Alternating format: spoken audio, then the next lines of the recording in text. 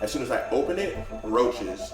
To where when I walk in the house, did you scream? You don't know my life, bro. Welcome back to Econix Talks, guys. When I pop up, everybody gonna be like, man, overnight success. Lifestyle topics, entrepreneurship, and investing. Are you serious about this? Because if you are, then I'm willing to back the business. We want to inform you, educate you, and empower you so that you can maximize your life. Let's get started.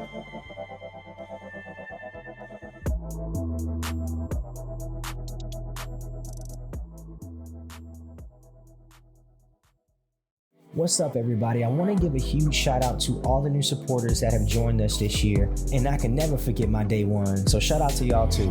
As most of you guys know, running an independent podcast takes a ton of time and energy. Now, if you ever benefited from an episode of this show or mini episodes and you'd like to support, you can do that by buying us a coffee. You can reach that by the support link in the show notes, or if you're following me or Econix on Instagram, it'll be in the link in the bio. And this will be used to cover any expenses that come with the show. I appreciate everything you guys have done, and this has been such a fulfilling year. Now, on to this episode. Welcome back to another episode of Econix Talks, guys. Before we start today's episode, I do want to get into a couple of housekeeping things. First of all, thank you so much for everybody who left a review or rating on either Apple Podcasts or Spotify. So for my Spotify users out there, huge shout out to y'all. Our Spotify audience is growing day by day, and I love to see it. So if you are listening to us on Spotify, I appreciate you tuning in because we are getting a ton of new listeners from that platform. Now, if you're rocking with me on Apple Podcasts, I appreciate you. So if you have not left a review, please do so. And that's how I can grow the show. So I appreciate that. Also want to thank those who have purchased me a coffee over the last month. So just to give you guys a brief synopsis on how things are going on the coffee side, y'all bought me 16 coffees. Man, I appreciate it so much. So shout out to my boy Jesse. Shout out to Sam. I see you guys on here who purchased me a coffee. And then some people obviously were anonymous. So if you guys did not leave a name, I appreciate you so much. So these funds will definitely go to show expenses. And again, y'all, I appreciate it. Also, y'all, if you have any questions that you would like answered, I'm going to start doing some Q&As. If you go on to the link in my bio on the link tree, there's a form for you guys to submit questions. So go ahead and submit questions on different topics that you would like covered or different businesses that you would like to have broken down. Anything that you want to know, shoot me a question in that form and we will get it answered. Now, today we will be breaking down everything you need to know about Chat GPT. So we're going to jump right into it. So first things first, what is Chat GPT? Well, Chat GPT is short for Chat Generative Pre-training Transformer. Now, this is being described as a state-of-the-art language model, which was developed by a company called OpenAI. OpenAI is an AI research and development nonprofit that was founded back in 2015. It does have a for-profit arm, and it started to develop, it opened that part of it after it did some research and it wanted to pretty much profit off of all the research it was doing. So it needed a for-profit arm of its company. Now, some of the notable founders are Elon Musk and Sam Altman. We do not know what Elon's role is within the company, but he does have ties to it. I went on the website to, fact check to see if he was still on there. He's not even listed on the website, but again, he does have ties to this industry. OpenAI actually dropped a few more AI programs prior to Chat GPT. So Chat GPT 2 was released back in 2019, so it does have a predecessor. We'll get into what Chat GPT can do in a few minutes, but it also released an AI bot called Clip. Now, what Clip does is it learns visual concepts from natural language supervision. I'll break down what that means in a few. And it also dropped another AI bot called Dolly, and that creates images from text captions. Now, I don't know if it's called a bot or AI software, but it's pretty much a neural network. So I don't want to get too complicated with the jargon here, but it's a bot, y'all. Now, the Dolly, again, can create text images from text captions, which is pretty cool. So this is not its first rodeo in the AI space. And then again, y'all, Chat GPT 3 was released not too long ago. So that's just a little bit of history on the company itself and how they've been able to develop different AI models to generate different, things in the market. Now, how does Chat GPT actually work?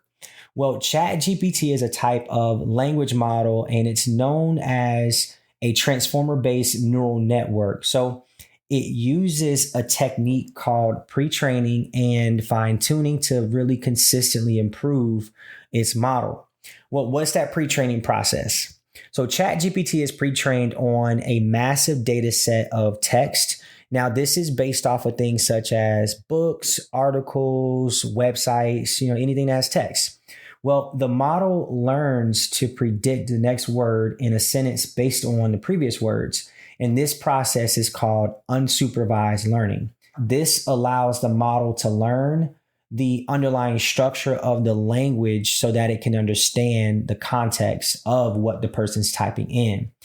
So after it goes through the pre-training process, the model then again is fine-tuned on a smaller data set. Now, in that smaller data set, it has a couple of different things. It has labeled examples for specified tasks. So let me give you an example.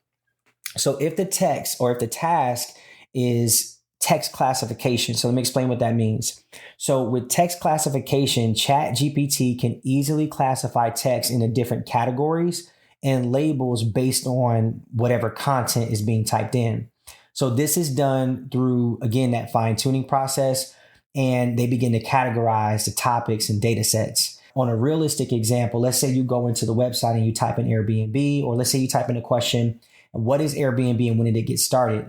Well, it'll understand that text and then respond based on whatever information and data sets that it's been based off of. And then whatever Airbnb stuff it gets, it'll put out different generative text and responses based off of those initial models. So the patterns that it's learned during that pre-training phase, that's what allows it to generate that text, which is similar in style and content based on that user's input.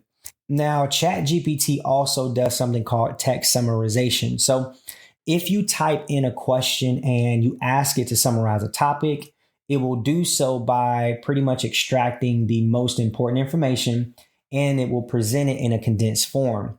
So they'll present it in an outline, a summary, hell, even an ebook format, it'll do it. So all you got to do is just ask. So let's say you ask it, hey, can you summarize how to build my own credit? Well, it will literally spit out a summarization of how to do that. That's one of the cool things. Another thing that it does is it also translates language. So it can translate, different languages one to another. And also this can be very useful in different industries like customer service, e-commerce, just to name a few. Not only can it translate language, but it also understands language. So because it's been trained with the large amount of text data, it can understand the meaning of text and provide an appropriate response. So this can be used for tasks such as like chat bots or question answering websites, and even just text summarization in general. How is Chat GPT being applied? One of the key advancements in Chat GPT is its ability to be pre-trained on, those much larger data sets than those previous models. Well, because of this allows the model to be able to learn more complex patterns, and it'll generate more human-like text, which means it's just constantly improving, constantly learning. Now, with these advancements in the pre-training process, as a result, the fine-tuning process is also going to improve. Well, with that just means that the model will be able to adapt to specific tasks more efficiently with less labels and less data. Another thing it can do is multitask. So ChatGPT can be fine-tuned to perform a bunch of different tasks at once. So this capability enables the model to perform, natural language processing tasks at once with one single fine-tuning process. So that's very powerful. Now, understanding how it makes its predictions can be difficult. So researchers are working on developing different methods to increase the transparency of the model. They want to make it easier to understand how it's making all these different predictions. Because of this, obviously, this is going to help with its credibility and longevity. I mean, think about it. If people don't find this technology useful or credible, then it discredits the entire purpose of it, in my opinion. Now, Chat GPT's understanding of context is expected to improve. So this would enable the model to generate more coherent and relevant text, and it would allow it to make better predictions when responding to tasks. Funny, man, but this tech can also be used to generate new languages, or it can actually translate it from one language to a brand new one. I actually went on the website to try to test this out. So I was like, yo, first I asked it, can you speak a new language? And it said yes. And then I just asked it, can you give me an example? And then it for sure started spewing out stuff in some random language that I did not understand, but I could read. I could definitely sound out the letters, but so phonetically it made sense, but obviously it's a different language, so I didn't know what the hell I was doing.